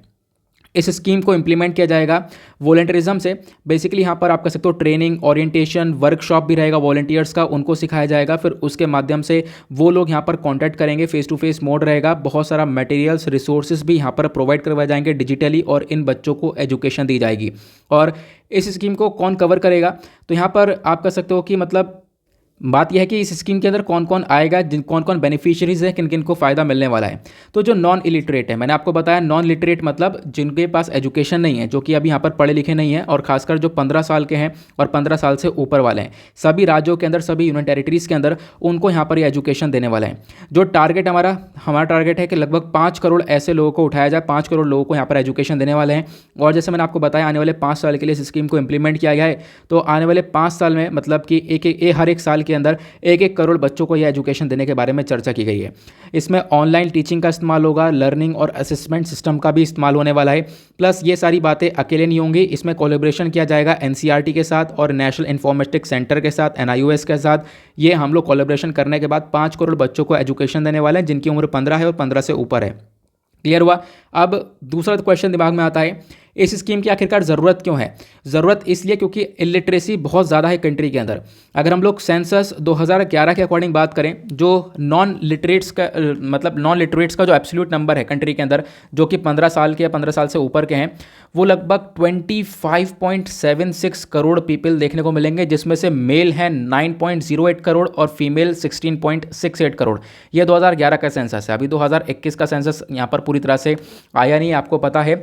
तो अभी फिलहाल ऑब्वियस ही बात है, 10 साल हो चुके हैं, 10 साल पहले की बात हो जा रही है, 11 साल पहले की बात हो रही है, तो काफ़ी चीज़ें डेफिनेटली बदली होंगी। तो अभी फिलहाल क्या है, मतलब एक समझने के लिए कि हमारे कंट्री के अंदर जो इलिटरेसी है वो बहुत ज़्यादा है, दैट इज़ वाई हम लोग को इस स्कीम की ज़रूरत पड़ रही है। ठीक है, नेशनल एजुकेशन पॉलिसी अपनी जगह है, उसके साथ साथ यहाँ पर एक अलग से ये स्कीम नई वाली है जिसके बारे में मैंने आपको बताया। उसके बाद एक और छोटी सी इन्फॉर्मेशन दे रखी है, इसको आप लोग खुद भी रीड कर सकते हो, ज़्यादा इंपॉर्टेंट नहीं है, इस वजह से मैंने यहाँ पर इसके ऊपर फोकस नहीं करूँगा ज़्यादा। वो ये है कि सरकार एजुकेशन को लेकर और क्या क्या कर रही है। ठीक है, ये यहाँ पर बताया गया। ठीक है, तो एजुकेशन को लेकर हम बात कर रहे हैं सब कुछ। एजुकेशन को लेकर और कौन कौन से इनिशिएटिव है सरकार के, तो एक इनिशिएटिव है national skill development corporation development, corporation, उसका डिजिटल इंडिया प्रोग्राम। इसमें हम लोग क्या कर रहे हैं, लोगों को स्किल्स प्रोवाइड करवा रहे हैं, उनके ऊपर फोकस करने के ऊपर काम किया जा रहा है। तो ये कुछ इनिशिएटिव्स हैं, ये अलग से टॉपिक है, तो मैंने मेंशन कर दिया है ताकि आप लोगों को हेल्प मिल जाए और आप लोग यहाँ पर इसका यूज़ कर पाओ। क्लियर हुआ? तो छोटी छोटी इन्फॉर्मेशन है यहाँ पर, ये कुछ खास नहीं है, लेकिन हाँ आप लोगों से एक सिंपल सा क्वेश्चन बनता है। हम लोगों ने एजुकेशन के बारे में सारी बात की है, तो आप लोग बता सकते हो एजुकेशन कौन सी लिस्ट के अंदर आता है, स्टेट लिस्ट में, यूनियन लिस्ट में, कंकरेंट लिस्ट में, कौन सी लिस्ट में आता है, नीचे कॉमेंट सेक्शन में आप लोगों को बताना है। नव आते हैं आखिरी आर्टिकल की तरफ। एक छोटू सा आर्टिकल है लेकिन इंपॉर्टेंट है आर्टिकल, हमने 5-6 आर्टिकल डिस्कस कर लिए हैं, छोटू सा है, इंपॉर्टेंट है। गुडुची। गुडुची क्या है, जिसको हम लोग गिलो के नाम से जानते हैं। आपने कोविड-19 के टाइम पे बहुत सुना होगा, गिलो गिलो गिलो, गिलो खाओ और इम्यूनिटी बढ़ाओ, है ना।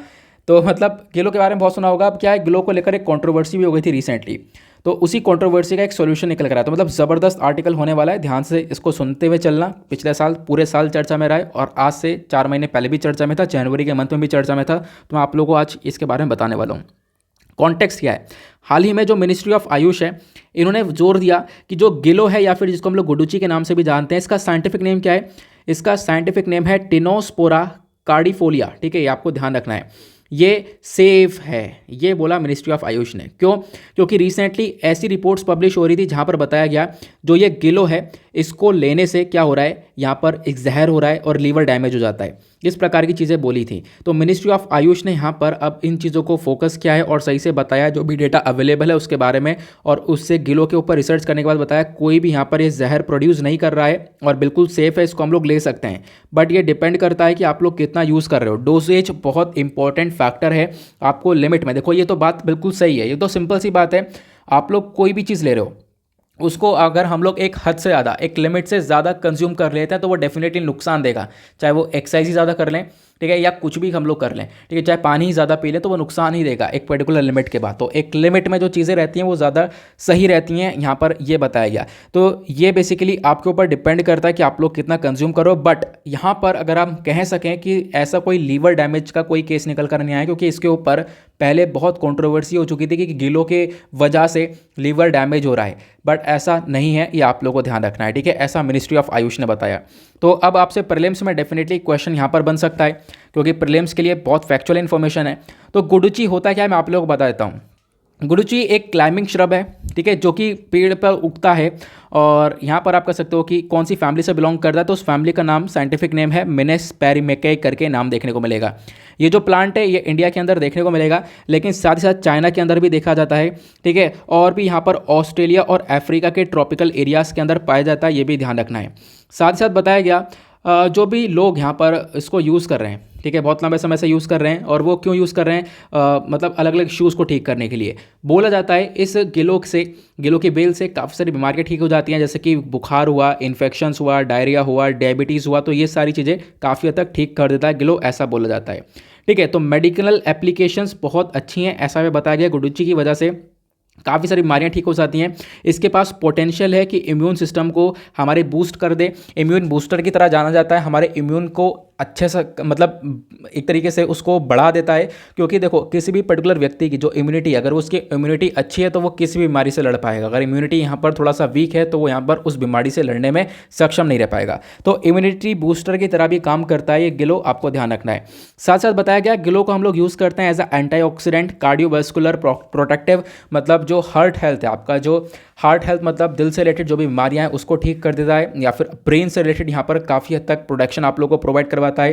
ठीक है, और भी बहुत सारी एंजाइटी को कम करना, ठीक है, एडेप्टोजेनिक को लेकर काम करना, तो बहुत सारी चीज़ें यहाँ पर देखने को मिलती हैं। एंटी इन्फ्लेमेटरी काम करता है, ठीक है, एंटी डायरल मतलब डायरिया नहीं होने देगा, जो अल्सर्स वगैरह निकल जाते हैं उसके लेकर भी काफ़ी अच्छा काम करता है, कैंसर के अगेंस्ट में भी काम करता है। तो इसके अंदर बहुत सारा पोटेंशियल है अलग अलग चीज़ों को ठीक करने का। तो गिलो बहुत इंपॉर्टेंट है, आप लोग को इसके बारे में ध्यान रखना है। ठीक है, साथ साथ बोला जाता है गिलो यहाँ पर एक बहुत ज़्यादा जाना जाने वाला, मतलब आराम से हम लोग इसके बारे में जानते हैं, तो पॉपुलरली नोन हर्ब एक जड़ी बूटी है जिसके बहुत सारे यूज़ मैंने आपको बताया, और ट्रेडिशनल सिस्टम में यूज़ किया जाता था। बट कोविड-19 के समय में भी काफ़ी हद तक इसके बारे में चर्चा हुई है। बताया गया कि कोविड-19 के समय पर ये इम्यूनिटी को बूस्ट कर सकता है, और कोविड-19 के समय पर अब डेफिनेटली आप लोगों ने गिलो के बारे में ज़रूर सुना होगा जिन्होंने पहले कभी नहीं सुना था। ओके, नाउ आते हैं नेक्स्ट आर्टिकल की तरफ। एक और आर्टिकल है, मुझे याद नहीं था। अगला आर्टिकल ज़बरदस्त है, इसके बारे में डिस्कशन किया हमने, लेकिन बहुत ज़्यादा इंपॉर्टेंट है। OIC मतलब organisation of Islamic cooperation versus India. तो OIC ने भारत को लेकर कुछ यहाँ पर स्टेटमेंट दे दिया है, जिसको लेकर भारत ने इसके अगेंस्ट में भी कुछ अपनी बातें रखी हैं। तो पहले हम कॉन्टेक्स्ट समझते हैं, कॉन्टेक्स्ट क्या है। तो हाल ही में भारत ने यहाँ पर ऑर्गेनाइजेशन ऑफ इस्लामिक कोऑपरेशन की वाट लगा दी है। बोला भाई आप कम्युनल माइंडेड, आप रिलीजन को लेकर यहाँ पर सेपरेशन की तरह काम कर रहे हो। ठीक है, हुआ क्या था आपको पता होगा, इंडिया के अंदर कर्नाटका हिजाब कंट्रोवर्सी उठ रही है। ठीक है, अब कंट्रोवर्सी लगातार चर्चा में है। इसी कंट्रोवर्सी को देखते देखते OIC यानी ऑर्गेनाइजेशन ऑफ इस्लामिक कोऑपरेशन, इसने बहुत सारी चीज़ें बोल दी हैं। ऑर्गेनाइजेशन ऑफ इस्लामिक कोऑपरेशन क्या है मैं आप लोगों को अभी बताता हूँ। तो OIC का स्टेटमेंट क्या था, तो इन्होंने यहाँ पर बोला कि जो United nation human right council है भाई, इसको ये चीज़ें देखनी चाहिए। जो भारत के अंदर आज के टाइम पर हिजाब कंट्रोवर्सी उठ रही है, वो मुद्दा United nation human right council को देखना चाहिए, और साथ ही साथ कुछ नेसेसरी स्टेप्स उठाने चाहिए ताकि यहाँ पर क्या करा जा सके, इन मुस्लिम गर्ल्स को एक प्रोटेक्शन दी जा सके। क्योंकि इन मुस्लिम गर्ल्स को कर्नाटका स्कूल्स ने मना कर दिया है कि आप हिजाब पहन के एंटर नहीं कर सकते। तो ये मुद्दा OIC के थ्रू उठाया गया इंटरनेशनल लेवल पर, और OIC ने यहाँ पर भारत से मतलब बोला है कि इंडिया यहाँ पर इंश्योर करे कि इन लोगों की सेफ्टी रहे, जो मुस्लिम कम्युनिटी है उनकी जो लाइफ उनकी प्रोटेक्शन के ऊपर काम करे। तो ये बातें हमें OIC सिखा रहा है। तो इसके रिस्पॉन्स में भारत ने यहाँ पर क्या बोला, इंडिया ने यहाँ पर बोला है कि देखो इंडिया एक डेमोक्रेसी है, और ये जो इश्यूज़ हैं ये हम लोग अपने कंट्री के अंदर हम लोग अपने संविधान के रूल्स एंड रेगुलेशन के हिसाब से फॉलो करते हैं और इनको सॉल्व करते हैं। ठीक है, तो अब यहाँ पर ये जो कंट्रोवर्सी है इसको हम लोग सॉल्व कर लेंगे अपने कॉन्स्टिट्यूशन के हिसाब से। आप जो है अपनी तरफ ध्यान दो। ठीक है, जो हमारे डेमोक्रेटिक एथोस हैं, पॉलिटी, हम लोग उसके हिसाब से काम कर लेंगे। जो OIC आज के टाइम पर भारत की आलोचना कर रहा है वो एक कम्युनल माइंडेड है, रिलीजन के बेसिस पर काम कर रहा है। एक तरफ रीजन के ऊपर सेपरेशन दिखाएगा, और भी यहाँ पर आपको देखने को मिलेगा एक दूसरी तरफ बहुत सारे केस उठते हैं, बहुत सारे विवाद आपको दुनिया भर में देखने को मिलेंगे। चाहे वो अगर हम लोग बात करें उइगर मुस्लिम्स का जीनोसाइड हुआ, अफगानिस्तान के अंदर बहुत सारी प्रॉब्लम्स क्रिएट हुई, यहाँ पर OIC ने कोई मुद्दा नहीं उठाया। एग्जैक्टली भारत का एग्जैक्टली आप कह सकते हो यही कहना है। ठीक है, तो मतलब डायरेक्टली नहीं बोला, इनडायरेक्टली आपको यही देखने को मिलेगा कि बहुत सारे मुद्दे और भी उठ रहे हैं, और भी बहुत सारी कंट्रीज़ के अंदर देखने को मिलता है कि जीनोसाइड हो रहा है उइगर मुस्लिम्स के ऊपर। ठीक है, तो वहाँ पे तो उसको लेकर तो OIC कुछ नहीं बोलता है, लेकिन इंडिया के अंदर यहाँ पर एक कंट्रोवर्सी क्रिएट हुई, तो उसकी वजह से OIC ने इस पूरे मुद्दे को इंटरनेशनल लेवल पर उठा दिया। नाउ अब हम लोग चलते हैं कुछ प्रीलिम्स के पॉइंट ऑफ व्यू से फैक्चुअल इन्फॉर्मेशन है। आखिरकार ये OIC है क्या, ऑर्गेनाइजेशन ऑफ इस्लामिक कोऑपरेशन क्या है। OIC एक second largest inter governmental organisation है यूनाइटेड नेशन के बाद। तो यूनाइटेड नेशन एक सबसे बड़ा ऑर्गेनाइजेशन है, उसके बाद OIC आता है। OIC के अंदर टोटल आपको 57 मेंबर स्टेट्स देखने को मिलेंगे। ये बेसिकली यहाँ पर जो मुस्लिम वर्ल्ड है उनकी आवाज़ बना हुआ है। ठीक है, मुस्लिम कोई प्रोटेक्शन के लिए यहाँ पर काम करता है, और बेसिकली यहाँ पर दुनिया भर में एक इंटरनेशनल पीस को मेंटेन करने के ऊपर काम करता है, ऐसा बताया जाता है। खासकर जो मुस्लिम वर्ल्ड है उसके प्रोडक्शन के ऊपर काम करता है। ऑर्गेनाइजेशन ऑफ इस्लामिक काउंसिल को एस्टेब्लिश किया गया था फर्स्ट इस्लाम समिट कॉन्फ्रेंस के थ्रू। ये कॉन्फ्रेंस हुआ था मोरक्को के अंदर सितंबर 1969 में, तब इसको बनाया गया था। इसका हेडक्वार्टर आपको सऊदी अरेबिया जेदा के अंदर देखने को मिलेगा। जो बातें मैंने बताई ये सारी बातें इस पिक्चर में मेंशन थी, लेकिन ये जो पिक्चर है ये इस के पीछे दब गया, क्वेश्चंस के पीछे दब गया है। नाउ फटाफट हम लोग आप अपने क्वेश्चंस को लेते हैं कि क्या क्या क्वेश्चंस हैं। अगर आप लोगों ने वीडियो अच्छे से सुना है तो डेफिनेटली इन क्वेश्चंस को आप लोग सॉल्व कर पाओगे। पहला क्वेश्चन आप लोगों से पूछा गया है, जो OIC है ये second largest inter governmental organisation है यूनाइटेड नेशन के बाद, इसके अंदर टोटल कितने मेंबर्स हैं। अगला क्वेश्चन आप लोगों से पूछा गया है, इसी OIC का हेडक्वार्टर आपको कौन से देश में देखने को मिलेगा। अगला क्वेश्चन, हाल ही में मिनिस्ट्री ऑफ आयुष ने जोर दिया है कि जो ये गिलो या फिर गुडुची है ये बिल्कुल सेफ है, ठीक है, ये जहर प्रोड्यूस नहीं करेगा, आप इसका यूज़ कर सकते हो, उसका सेवन कर सकते हो, लेकिन गिलो का साइंटिफिक नेम क्या है आप लोग को बताना है। अगला क्वेश्चन पूछा गया, जो मेदाराम जतरा है ये जो फेस्टिवल है इसको हम लोग एक और नाम से जानते हैं, वो नाम आप लोग को बताना है। अगला क्वेश्चन, जो कोया ट्राइब है इसको हम लोग बोलते हैं एक लार्जेस्ट आदिवासी ट्राइब है, ये कौन से स्टेट की एक सबसे बड़ी ट्राइब है, तो उस स्टेट का नाम बताना है। अगला क्वेश्चन यहाँ पर पूछा गया कि कौन सी मिनिस्ट्री ने अभी ड्रैकाथन को लॉन्च किया है, ड्रैकाथन बोल रहा हूँ, ड्रैकाथन को लॉन्च किया है। अभी मैंने आपको डार्क वेब के बारे में बताया था, ठीक है, डीप वेब के बारे में, ये तो यहाँ पर कौन सी मिनिस्ट्री ने ड्रैकाथन को लॉन्च किया आप लोगों को इसके बारे में बताना है। ओके, इन सभी के आंसर्स मैंने आप लोग के लिए नीचे यहाँ पर मेंशन कर दिए हैं, चाहो तो आप लोग यहाँ से देख सकते हो, बट खुद सॉल्व करोगे तो ज़्यादा यहाँ पर बेटर रहेगा। तो मिनिस्ट्री ने यहाँ पर आप कह सकते हो कौन सी बॉडी ने जो है इसको लॉन्च किया है, ठीक है। और हम लोग फटाफट रिवीजन लेते हैं कि क्या क्या आर्टिकल हमने डिस्कस किए हैं आज, क्योंकि हम लोग फिर बाद में एक ओवरव्यू भी लेते हैं जो कि काफ़ी हद तक हेल्प करता है। पहले हम लोगों ने अपने कल वाले क्वेश्चन के आंसर की इसको देखा, उसके बाद हम लोगों ने जाना वर्ल्ड सस्टेनेबल डेवलपमेंट समिट 2022 के बारे में। हाल ही में प्राइम मिनिस्टर ने इस समिट को एड्रेस किया। वर्ल्ड सस्टेनेबल डेवलपमेंट समिट क्या होता है, कौन इसको कंडक्ट कर रहा है, ग्लोबल इशूज़ के बारे में बात करता है, इसका मेन ऑब्जेक्टिव क्या है, तेरी क्या है, मैंने आपको बताया। इंडिया ने इस समिट के अंदर क्या स्टैंड रखा, इंडिया ने बताया कि भाई यहाँ पर हम लोग एनर्जी एक्सेस के ऊपर काम कर रहे हैं, काफ़ी सारी एनर्जी हम लोगों ने बचाई है, एमिशन को कम किया है, रामसर साइट्स भारत के अंदर काफ़ी बढ़ चुके हैं, जो पुरानी लैंड हमारी ख़राब हो चुकी थी उस लैंड को हमने प्रोटेक्ट किया है, उसको रिस्टोर किया है। अब हम लोग यहाँ पर कार्बन न्यूट्रलिटी की तरफ बढ़े हैं 2070 तक, ये यहाँ पर मेंशन किया गया। उसके बाद हम लोग one world one grid initiative की तरफ बढ़ रहे हैं। One world one grid initiative क्या होता है मैंने आप लोग को यहाँ पर ये बताया, ठीक है। उसके बाद यहाँ पर बताया गया सस्टेनेबल डेवलपमेंट और क्लाइमेट चेंज क्या होता है, दोनों एग्जैक्टली क्या क्या होते हैं इनकी डेफिनेशन मैंने यहाँ पर मेंशन कर दी है। अगले आर्टिकल में हम लोगों ने डार्काथन 2022 के बारे में बात किया था। नारकोटिक्स कंट्रोल ब्यूरो ने डार्काथन को लॉन्च किया है, यहाँ पर बोला कि भाई हमें एक सोल्यूशन चाहिए, जो भी आज के टाइम पर बहुत सारी प्रॉब्लम्स देखने को मिली है मार्केट्स के अंदर डार्क वेब को लेकर। तो जो भी एक्सपर्ट्स जिनको पता है डार्क वेब के बारे में वो आए हमारे पास, और जो है हम लोग साथ में मिलकर इसका सोल्यूशन निकालेंगे और डार्काथन को तोड़ेंगे। डार्काथन क्या होता है इसका इंट्रोडक्शन मैंने आप लोगों को बताया, इसका यूज़ प्लस इसके कंसर्न्स क्या क्या हैं ये पिक्चर के थ्रू हमने समझा था। तीनों के बीच में डिफरेंस, 3 लेयर होती हैं, surface web, deep web, dark web क्या होती है मैंने आपको डिटेल से बताया। डार्कनेट को लेकर और डार्कनेट को लेकर क्या क्या परेशानियां हैं वो कैसे आप लिख सकते हो, ये सारी चीज़ें लिखित में आपको प्रोवाइड करवा दी गई हैं। नेक्स्ट आर्टिकल में हम लोगों ने फेस्टिवल के बारे में चर्चा की थी, यहाँ पर बात की थी मेदाराम जतरा फेस्टिवल के बारे में। हाल ही में मिनिस्ट्री ऑफ ट्राइबल अफेयर ने काफ़ी सारा पैसा अनाउंस किया इस पूरे फेस्टिवल के लिए, और इस फेस्टिवल को हम लोग समक्का सरलमा के तौर पर जानते हैं, आपको पता होगा तेलंगाना के अंदर ये सेलिब्रेट किया जाता है। इसको स्टेट फेस्टिवल डिक्लेयर किया गया था 1996 के अंदर। कोया ट्राइब यहाँ पर इसको परफॉर्म करती है। कोया ट्राइब के बारे में जो भी इंपॉर्टेंट बातें वो सारी बातें मैंने आप लोग को यहाँ पर बता दी हैं, ठीक है। उसके बाद अगले आर्टिकल में हम लोगों ने न्यू इंडिया लिटरेसी प्रोग्राम के बारे में डिस्कशन किया। रिसेंटली यहाँ पर इस प्रोग्राम को लॉन्च किया गया है। इसका मेन मकसद है यहाँ पर कि ज़्यादा से ज़्यादा लोगों को एजुकेशन प्रोवाइड करवाना। इसका मेन ऑब्जेक्टिव है लोगों को स्किल्स देना, एम्प्लॉयमेंट प्रोवाइड करवाना, बेसिक एजुकेशन देना, ठीक है। ये जो स्कीम है इसको इम्प्लीमेंट किया जाएगा डिजिटली के माध्यम से। उसके साथ साथ यहाँ पर इसके अंदर ये जो स्कीम है कौन कौन होगा, नॉन लिटरेट पीपल होंगे। 5 करोड़ लोगों को हम लोग एजुकेशन देने वाले आने वाले 5 साल के अंदर। क्यों ज़रूरत है, क्योंकि लिटरेसी बहुत ज़्यादा है इंडिया के अंदर। तो इसके बाद गुडुची के बारे में हम लोगों ने डिस्कशन किया। मिनिस्ट्री ऑफ आयुष ने यहाँ पर गुडुची के ऊपर फोकस किया। इसका साइंटिफिक नेम है टिनोस्पोरा कार्डिफोलिया, ठीक है। तो यहाँ पर ये टॉक्सिक प्रोड्यूस नहीं करता, जहर प्रोड्यूस नहीं करता, इसका सेवन कर सकते हैं। गुडुची क्या है मैंने आप लोगों को बताया, इसका साइंटिफिक नेम मैंने आप लोगों को बताया, प्लस इसके क्या एप्लीकेशन है वो सारी चीज़ें बताई हैं। देन उसके बाद नेक्स्ट आर्टिकल में OIC वर्सेस इंडिया के बारे में डिस्कशन किया। ऑर्गेनाइजेशन ऑफ इस्लामिक कॉपरेशन ने कर्नाटका हिजाब कंट्रोवर्सी को लेकर एक इशू यहाँ पर उठा दिया था, जिसको यहाँ पर भारत ने रिजेक्ट किया और भारत ने बोला ये कम्युनल माइंडेड है। Plus organisation of Islamic cooperation क्या है ये हमने डिस्कस किया, ठीक है। उसके बाद इसके अंदर 57 मेंबर स्टेटस का हेडक्वार्टर सऊदी अरेबिया जेदा के अंदर है। फिर ये क्वेश्चंस मैंने आप लोग को दिए हैं, आई होप आप लोग को इन सभी के आंसर्स भी मिल चुके होंगे। ये आंसर्स आप लोग को यहाँ पर दे दिए गए हैं। नाउ इसी के साथ करेंगे हम लोग अपने लेक्चर को समाप्त। आई होप आप लोग को सारी बातें एक एक करके क्लियर हो चुकी हैं, और फटाफट वीडियो को लाइक कर देना।